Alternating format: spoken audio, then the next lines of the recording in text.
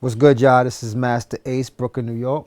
Marco Polo, Toronto, Canada, Brooklyn. Yes, right. We got the new album of Breukelen Story. You checking out nodfactor.com.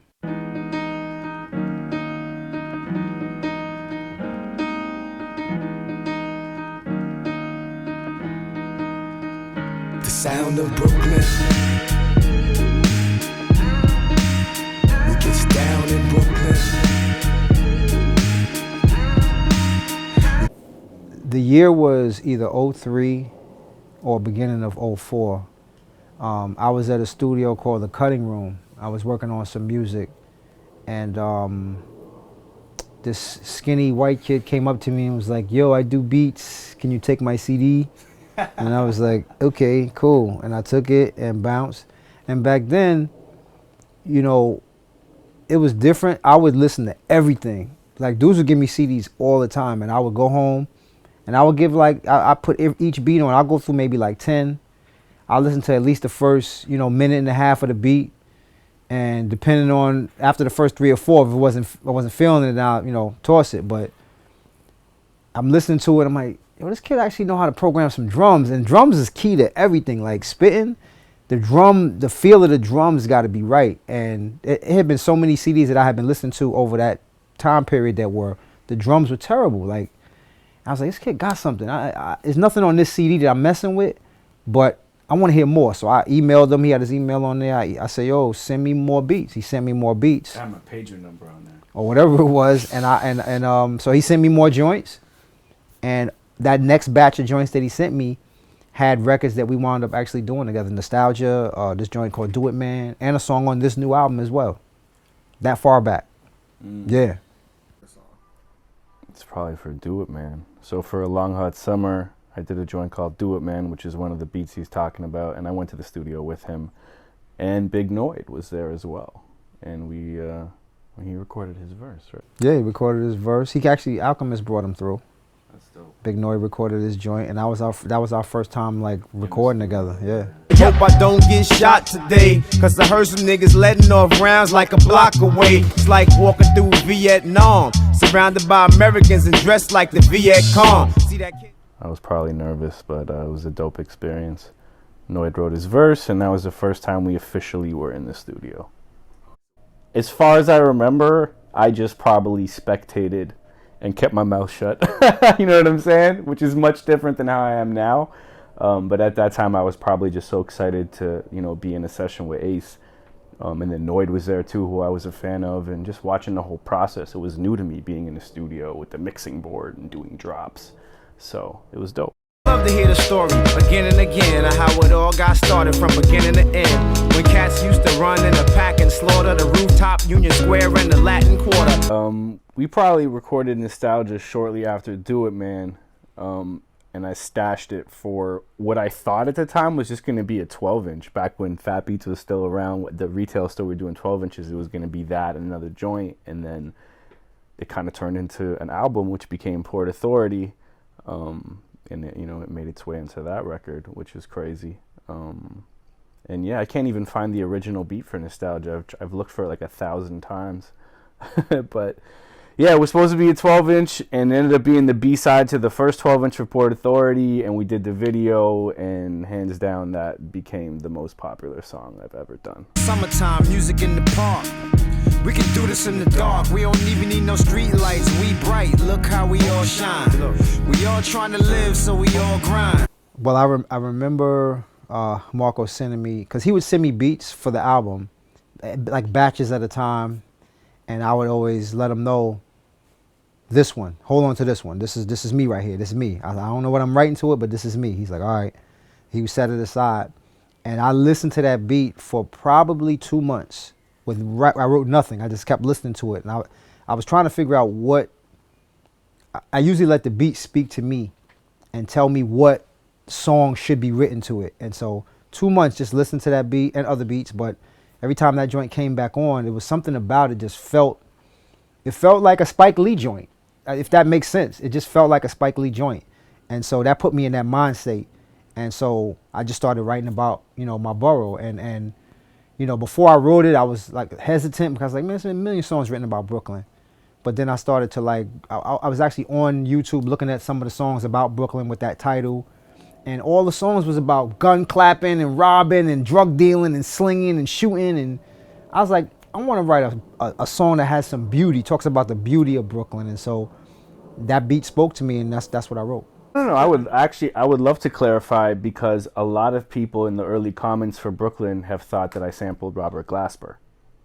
I did not sample Robert Glasper. I did sample an incredible musician who I can't reveal the name of, but a pianist, and he did his thing.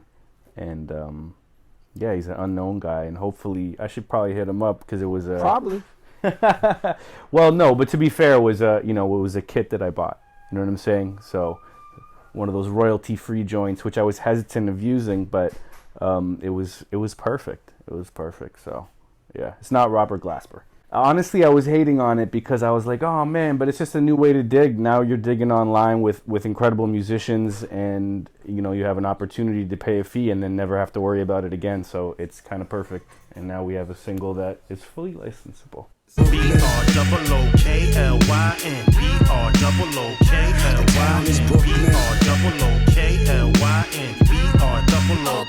No, that's Smith and Wesson on the record. They came. Marco had them come through. They were in this room, or they came here and they recorded their part. I wasn't even at that session that day, but They came separately, Tech and Steel, and we worked on it, and then we kind of pieced it together and figured it out. Yeah. I think we kind of had Ace had an idea of what we wanted them to do for a hook. Might have not been exactly what, we didn't know exactly what we wanted, but it was like an idea. And I think once they kind of did their parts, me and him sat back and kind of assembled it. And I mean, it's perfect, what's more Brooklyn? I think on my memos, I still have the memo of me semi-singing what I heard as the hook and sending it to Marco. And he played it for both of them, and they did their thing on it. Marco, you made it here. Gangstar, y'all made it here. Even though y'all wasn't born here, still y'all made it here. And now it's like you one of us, and we all tied together like some braided hair. So the theme of the album is we're telling Marco's story, his story of his migration from Toronto, Canada, to Brooklyn, New York, with this dream of becoming a hip hop producer, and a few bucks in his pocket, and just trying to figure it out on his own. And so what I did was I tried to kind of write skits that help tell that story, somewhat comedic. It's not super autobiographical, but it's just kind of taking you on his journey. But he did get his mom and dad are both on skits. His real mom and dad. Normally I get somebody to act and play that part or whatever, but they were down to do it, and they did it. One of his buddies, the guy who he originally first stayed with, came in and did a skit. So we had some of the people that are really from his life. My ex-girlfriend. His ex-girlfriend as well. My boy Shiloh, yeah, it's really dope. But and he blew my mind with this concept. Obviously, I wasn't expecting this was all his idea. One day he's like, we're going to make the album about you. I was like, whoa. Feature-wise, we have Styles P. We have Elzai. We have Little Fame of MOP. We have Marlon Craft. Pharoah Monch. EMC. Which is Wordsworth and Strickland. Yeah, Pav Bundy, Pearl Gates, lots of dope scratches by DJ Lynx. No girls really on the album. That's different for me because I always have. Right. Well, we did have a song. To be fair, we had a song planned out that didn't make the record. That was supposed to be. We really wanted Lady of Rage on the album. It just. I had the song picked out. I knew exactly what, and he even laid his verse for it. It's like sitting there, and it could still happen, but it didn't, unfortunately. She just was like, we didn't know what was going on at the time. We found out obviously months later that she was having health issues, and so that was what was, I guess, preventing her from focusing on that. She had to focus on her well-being, which I respect. You know what I mean? But that song is still sitting there. I would love to. I mean, me and Ra have done some dope stuff together, but I've always been a huge fan of Lady of Rage, and so maybe one day we can lay that joint down. Yeah, man. I'm actually writing a musical right now for theater. I'm collaborating with a theater company called Rhymes Over Beats. They've assigned me a person who's basically the curator that's helping me write this play, and we meet once a week. I got that first act. Act 1 is already written out in terms of the outline, and now I'm writing the script for Act One, and I got my sights on it, and I'm excited about it. I also have a TV pilot that I have about 3/4 of the way finished writing, and I have a screenplay idea that's in the back burner because that's a lot more writing. But I'm gonna get my feet wet in theater and then see where it goes from there. And you'll be scoring. I mean, if he calls me for it, I'm down. Let's do it. No samples though. It's all good. All right. Half of this new album is sample free, baby.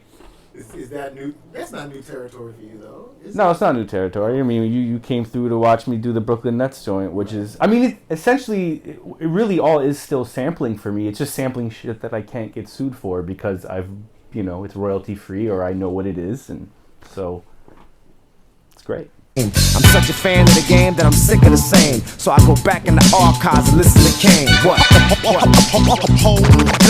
So I would definitely like to take a minute to talk about how Hold Up off the Double Barrel album featuring Ace and Sean Price happened. It's got an interesting story. It originally started as a promo for Peter Rosenberg for his show. That same beat, Ace just spitting a verse that was going to be just for like a radio promo, like Future Flavors used to have or something like that. And the verse was so dope that me and Toy were like, we're going to steal this song. We're going to steal your verse. We're going to put Sean. Tor's going to jump on it. And we're going to make it a song on the Double Barrel album. So I found out like after the fact. Oh, by the way, you remember that verse you did for the promo? Yeah, that's on the album. I'm like, what? Okay, well, thanks for telling me. It's already mixed and We shit. didn't tell you? After you told me after it was mixed.